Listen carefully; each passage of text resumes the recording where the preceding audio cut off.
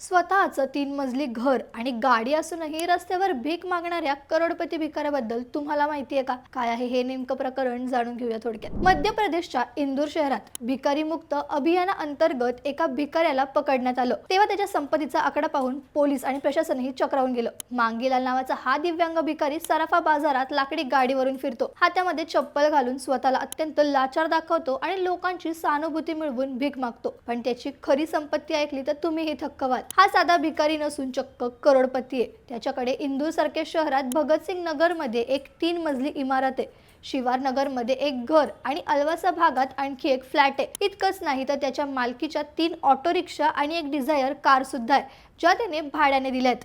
गंमत म्हणजे हा भिकारी लोकांकडून भीक मागतो आणि तेच पैसे सराफा बाजारातील व्यापाऱ्यांना व्याजाने देऊन सावकारीचा धंदाही करतो। शासनाने त्याला राहायला घर देऊनही त्याने भीक मागण्याचा हा व्यवसाय सुरूच ठेवला होता। एवढी अफाट संपत्ती असूनही हा माणूस भीक का मागत असेल? तुम्हाला काय वाटतं? कमेंट्स मध्ये सांगा आणि थोडक्यातला फॉलो करा। बातमी म्हणजे थोडक्यात।